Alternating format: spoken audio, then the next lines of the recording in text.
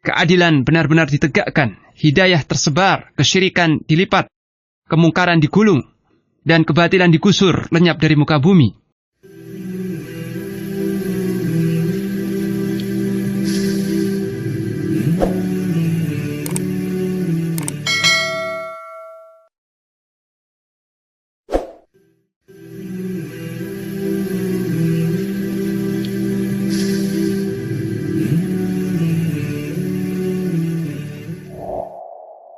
Bismillahirrahmanirrahim. Alhamdulillahi rabbil alamin. Wassalatu wassalamu ala ashrafil mursalin, nabiyina Muhammadin wa ala alihi wa sahbihi ajma'in, wa ba'd. Kaum muslimin rahimakumullah. Sebagaimana telah kita maklumi dari penjelasan tentang akidah pada beberapa pertemuan yang lalu, bahwasanya keimanan yang sahih dan akidah yang lurus, itu akidah Islam yang dibawa oleh Rasulullah SAW, benar-benar menjanjikan kebahagiaan bagi seluruh manusia, baik dalam kehidupan dunia maupun di akhirat kelak. Akidah Islam yang murni, yang merupakan petunjuk Allah dan Rasul-Nya, dan keimanan yang membuat cerahnya jiwa, membuat terangnya hati, akal, pikiran, dan jiwa raga, ini benar-benar merupakan rahmat Allah Subhanahu wa Ta'ala yang sangat agung, yang sangat besar bagi umat manusia di dunia ini. Tidak ada suatu anugerah Allah yang lebih besar dan lebih berharga bagi umat manusia selain dari hidayah yang dibawa oleh para nabi dan rasulnya, yang ditutup dengan Rasulullah Muhammad sallallahu alaihi wasallam. Kalau bukan karena hidayah atau petunjuk dari Allah yang dibawa oleh Rasulnya sallallahu alaihi wasallam tersebut, niscaya kehidupan manusia ini bagaikan binatang, bahkan lebih keji dan lebih rendah daripada binatang. Jadi akidah inilah, keimanan ini yang membuat manusia itu terangkat derajatnya sehingga menjadi manusia yang benar-benar manusiawi. Manusia mengerti tujuan hidupnya, risalahnya di muka bumi, untuk apa dia diciptakan, kemana nanti dia setelah mati, kehidupan apa yang akan terjadi setelah kematian, bekal apa yang harus dia persiapkan, siapa Rabb yang mesti dia sembah, agar jangan salah sembah. Tidak sedikit manusia yang telah dijadikan Allah sebagai khalifah, sebagai makhluk yang paling mulia di muka bumi ini, justru menyembah batu-batu, pohon-pohon, dan binatang-binatang. Maka manusia yang dimuliakan Allah terbalik menjadi menyembah hewan-hewan yang sebenarnya diciptakan untuk manusia. Ini adalah kesesatan yang tidak ada kesesatan yang lebih jauh dari ini. Kemudian dari sisi akhlak, kita lihat bagaimana umat manusia tanpa akidah, tanpa iman di negeri kita. Ada satu agama yang merupakan agama asli penduduk Jawa, bukan Hindu, bukan Buddha, yaitu agama Cakra. Saya lupa lengkapnya. Nah, agama ini yang dianut oleh masyarakat Jawa dan masih ada bekas-bekasnya di Jawa Timur, memiliki candi dan patung berhala, yang mana mereka memiliki upacara penyembelihan gadis perempuan, disembelih hidup-hidup, kemudian darahnya itu diminum ramai-ramai oleh para penganut agama itu. Sementara di India tercatat ada lebih dari 300 tuhan-tuhan yang disembah di benua India. Di antara tuhan-tuhan itu adalah patung-patung, dewa-dewa, binatang-binatang, dan seterusnya. Kemudian kita lihat bagaimana akhlak masyarakat barat, masyarakat Eropa yang katanya maju dan modern tersebut, bagaimana dari sisi akhlak mereka. Mereka jatuh serendah-rendahnya dari sisi akhlak dan moral. Nah, telah jelas bagi kita bahwa akidah Islam atau keimanan yang dibawa oleh Rasulullah Muhammad sallallahu alaihi wasallam ini benar-benar merupakan huda, petunjuk dan rahmah, kasih sayang Allah bagi umat manusia. Dan ini satu-satunya yang akan mengangkat derajat umat manusia menjadi tinggi dan mulia, serta akan mensejahterakan, membahagiakan manusia di dunia dan di akhirat. Cukuplah sejarah menjadi bukti.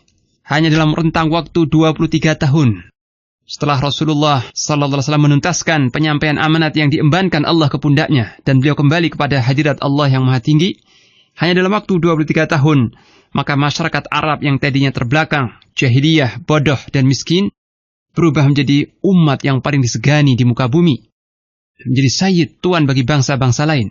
Mereka meraih kemajuan duniawi, akhlak, dan agama yang tidak pernah diraih oleh bangsa-bangsa sebelumnya dan sesudahnya.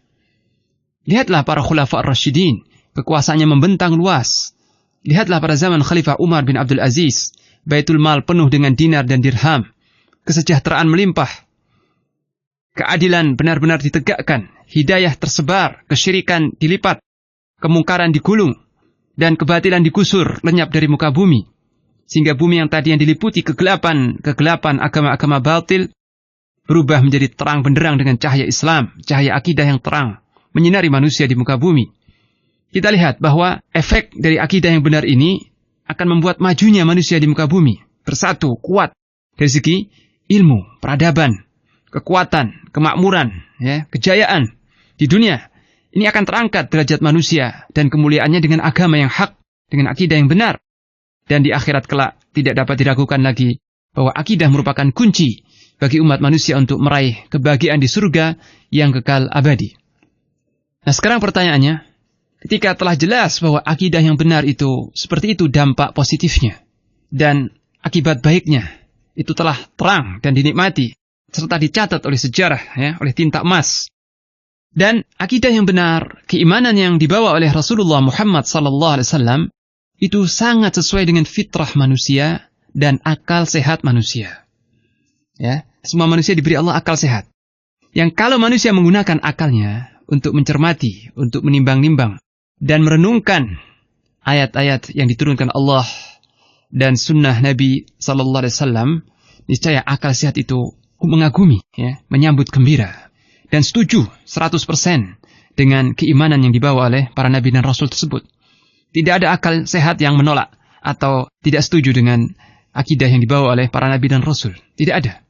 Sebab akidah yang hak ini sangat sesuai dengan akal sehat manusia dan fitrahnya yang selamat.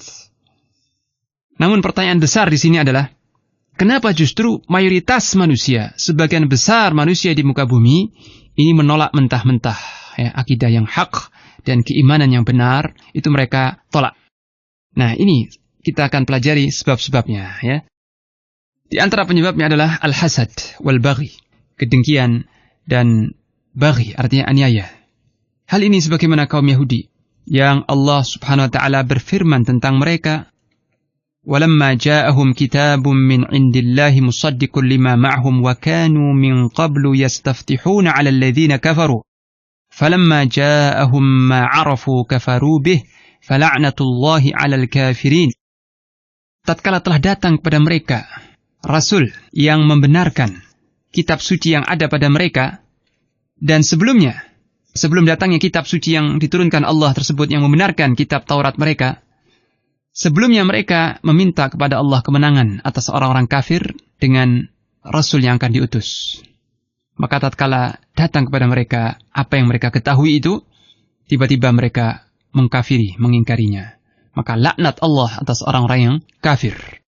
Al-Baqarah 89. Jadi mereka mengingkari kebenaran karena hasad. Karena Rasul yang diutus itu ternyata bukan dari suku bangsa mereka. Dan mereka tidak ingin kebanggaan suku itu hilang atau tersaingi. Hasad, kedengkian. Ini kedengkian. Tidak mau melihat kabilah lain atau bangsa lain mendapat kehormatan dari Allah Subhanahu wa taala. Penyebab yang berikutnya adalah al-kibr, kesombongan. Kesombongan ini diterangkan oleh Rasulullah SAW. Batarul haq wa ghamtun nas, menolak yang hak dan meremehkan manusia. Kesombongan itu bertingkat-tingkat. Nah, kesombongan yang paling dahsyat, yang paling berbahaya adalah kesombongan terhadap Allah. Manusia yang kerdil, yang hina, yang lemah ini sombong terhadap Allah, angkuh terhadap ayat-ayat Allah. Ini kesombongan yang luar biasa, yang melampaui batas, sehingga menolak kebenaran yang datang dari Allah Subhanahu wa taala. Allah berfirman dalam surah Al-A'raf 146, "Sa'asrifu an ayati alladhina yatakabbaruna fil ardi bighairil haqq wa in yaraw kulla ayatin la yu'minu biha wa in yaraw sabila ar-rushdi la yattakhidhuhu sabila wa in yaraw sabila al-ghayyi yattakhidhuhu sabila dzalika bi annahum kadzdzabu bi ayatina wa kanu 'anha ghafilin." Aku akan palingkan dari ayat-ayatku itu. Aku akan palingkan dari memahami, menerima ayat-ayatku itu orang-orang yang sombong di muka bumi tanpa alasan yang benar. Dan jika mereka itu melihat setiap ayat, ya, setiap tanda-tanda kebesaran Allah, mereka tidak mau beriman dengan ayat itu. Tidak akan beriman dengan ayat itu. Jika mereka melihat jalan yang lurus, mereka tidak menempuh jalan itu. Dan jika mereka melihat jalan kesesatan, mereka mengambil jalan kesesatan itu. Ya. Ini disebabkan mereka mendustakan ayat-ayat kami dan lalai dari mempelajari, menyimak ayat-ayat kami. Wassallallahu ala nabiyyina Muhammad wa ala alihi wa sahbihi wasallam.